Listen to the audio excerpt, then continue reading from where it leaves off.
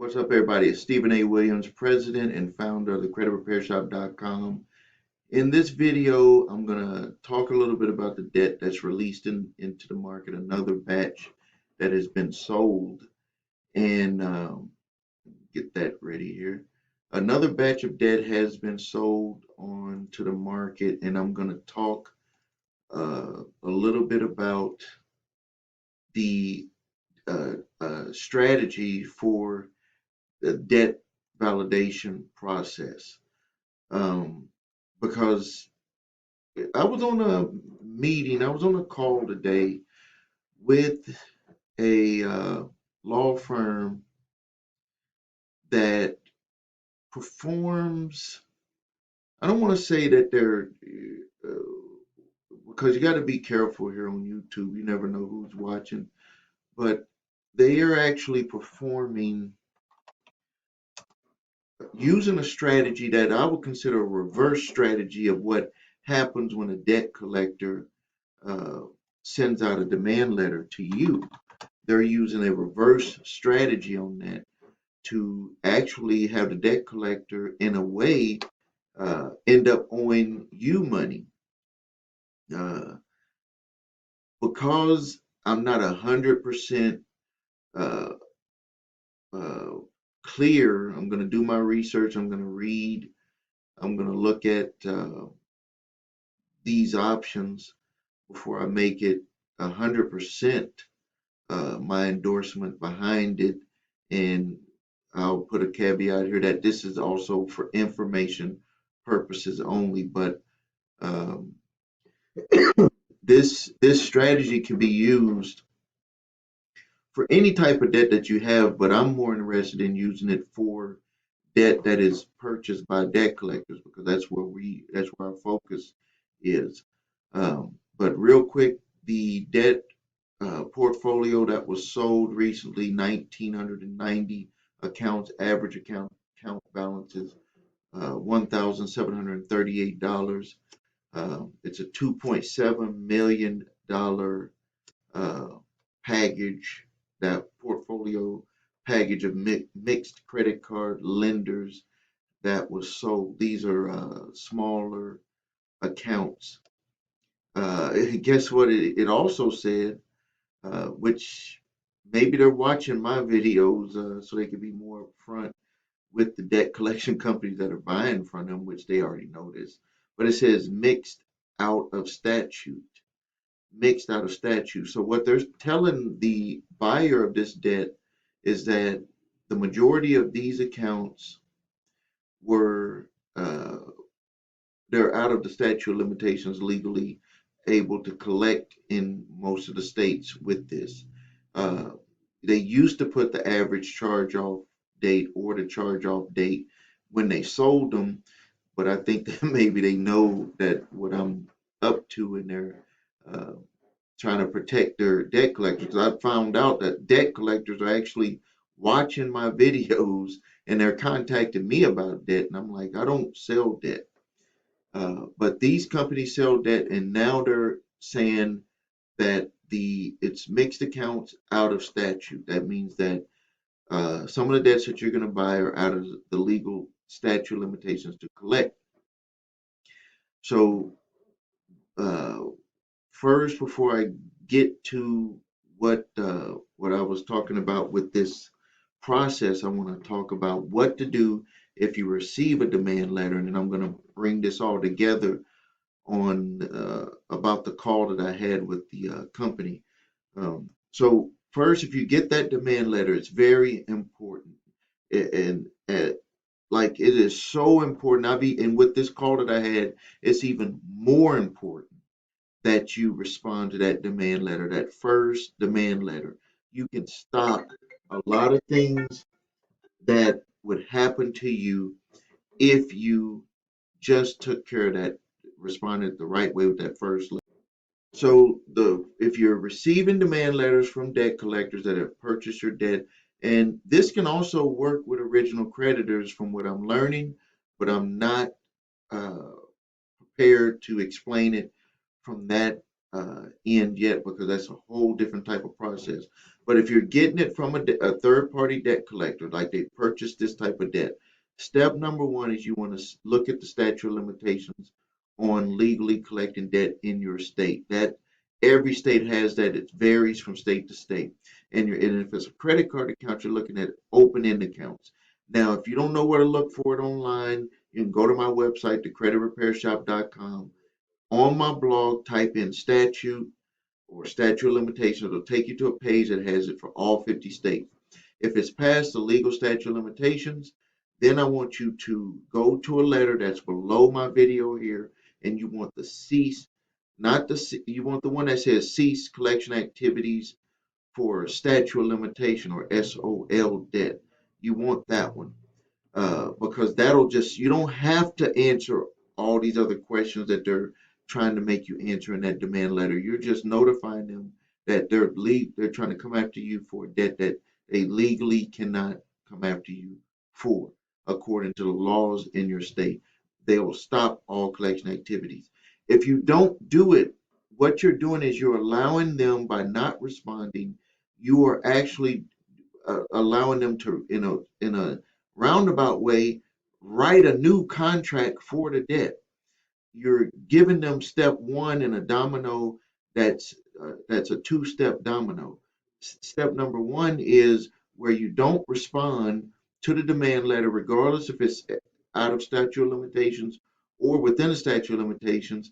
You're allowing them to go to the next step, which is to get the information placed on your credit reports because you have not reported to them or responded to them saying that you're disputing either the whole entire debt or a part of the debt. This is just the way that the law is written. If it's not past the legal statute of limitations, then I want you to use my first letter, which is a cease and desist collection activities. And I want you to send that letter because it's a very powerful letter that can get them to stop all actions because it puts them back on their heels to where they're like, do we really want to go through this with this individual? They know some things that they shouldn't know. And do we want to proceed? And they'll probably have their attorney or someone in their legal department review it. And they're probably 9 times out of 10 going to say, leave this one alone. Let's go after the other thousands of people that haven't responded. And so you send that letter first. And if they continue to come after you, then you go and you use the debt validation letter, which is also attached to the cease and desist letter. That's a 2-letter package. You use that letter to do a full debt validation, and that letter will usually get everything to stop, or they may respond back. And if they don't answer everything that's in that debt validation letter, you just make a new letter and you add that they did not respond. Now, that's what you do. Those letters are below here. I do ask for a donation, but those letters are very powerful. They work, they get the job done.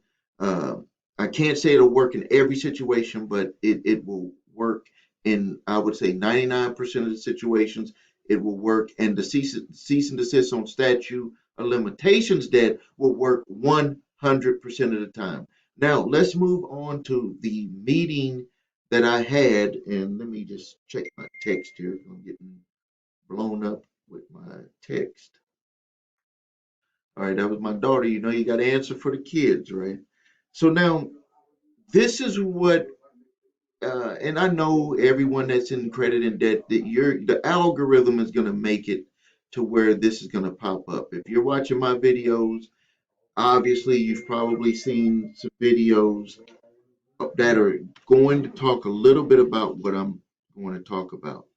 Uh, One of the first things that I've become aware of, which I did not understand it completely, but now I do understand it completely, is if you are ever approached by a debt collector and you are of someone that is a different language, knows a different language, different culture, did you know that you can require them to submit that entire package to you again in your native language? This is something that a lot of people don't know, and I didn't even know. I knew that you had to do certain things according to the American with Disabilities Act, but I did not know that this also pertained to language. And it states here that the U.S. Title 18-1001, page 4, it states that you have to get that information to them in their language. And the reason why they state that is because they want them to know that have a full understanding of what the demand is from a legal demand is being requested of them. Because if you think about it, that would be like them having someone come to court and they didn't speak English language and they refused to give them a translator. Uh, that would be like a violation of their human rights. And this here is a violation of legal rights uh, by not providing them a document that they can read and review that they would understand in their language. So this is like taking it a step up on a validation process. Not to say that most of the people that are watching my video would fall into that, but if you do fall into that category, this is an option for you. And if they don't respond with that information in your native language within a specified period of time, what you do is you request that the demand be voided, and you have to state that when you send them that information, and you need to put a time frame that they had that information prepared and sent back to you. You need to make sure that you put that in your debt validation letter. Now, the other thing that I was made aware of, uh, and I'm only going to kind of briefly go over it, is that you have a right to also, and we do this when we do the debt validations for people. But what I'm going to start doing is studying up and doing more research on maybe using uh, more of the laws within the debt validation. There's a section in there that's called gap, and when uh, briefly what that means is that uh, they have to show you when you ask for a debt validation process of how they got the funds to make that loan to you, or because that's what they're basically doing when they give you a credit card account or you buy a car or home or something, that they're what show me that process, that validation process of where you got the funds and you got those and you loan those funds to me. And so when you ask for that process and you ask for the evidence of that process, that can actually force a company to actually say that we are not going to pursue you for for the amount that that we're claiming that you owe, because legally they cannot prove that process. And from my understanding when I had my call is that they said that no bank, no lender, no credit card company, none of them are actually able to prove that process in a way that would allow them to stand up in court to say that you owe that money. And that usually what they end up doing is that from the loan that they gave you and your signature that you use for them to be able to get the funds that they're going to loan to you, that they're able to get 10 times that amount. Now, I've heard, and this is no secret, you see this every day, that banks are able to go, like they don't actually loan our money to people, like the money that they have sitting in the bank.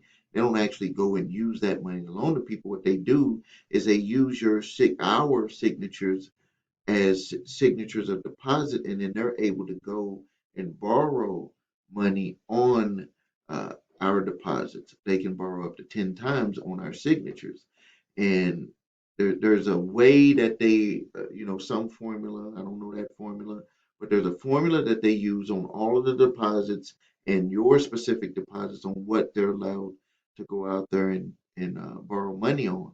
And then you might be saying, well, how do, if they're doing that, and let's just say that my loans or I take away my account, what happens? Well, what they do is they go and they make the loans on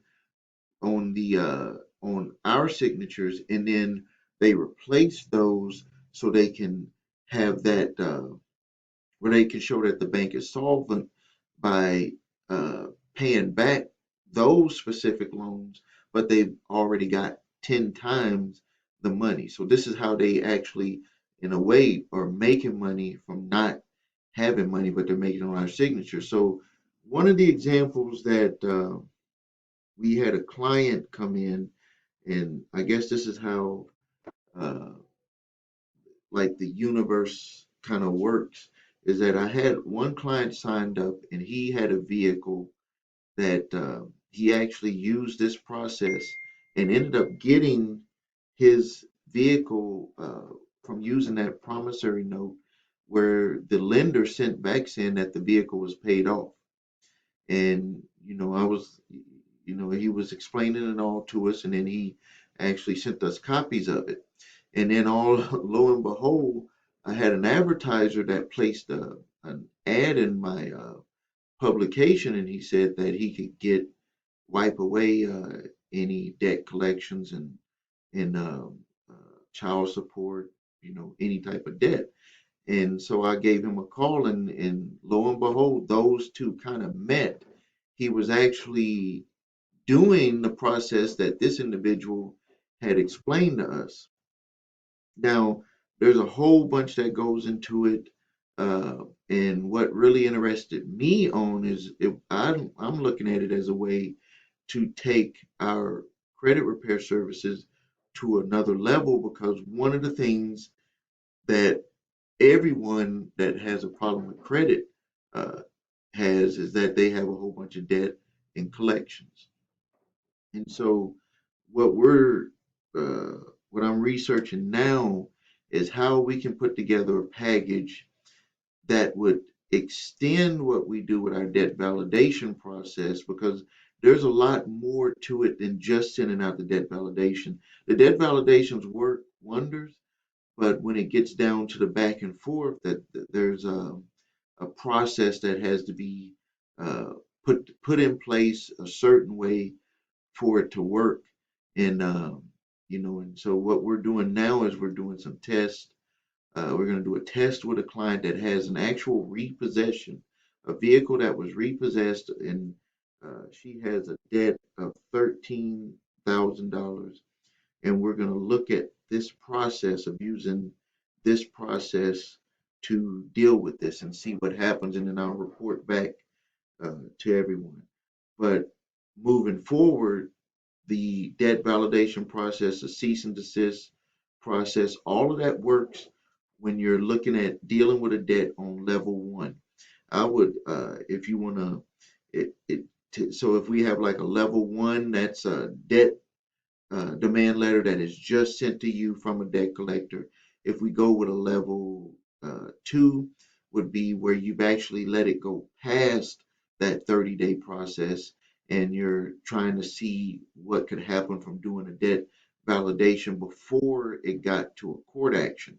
And then if it, we would say level three would be it's a court action, and you're trying to use this process to perhaps get them to back up and not follow through with the lawsuit.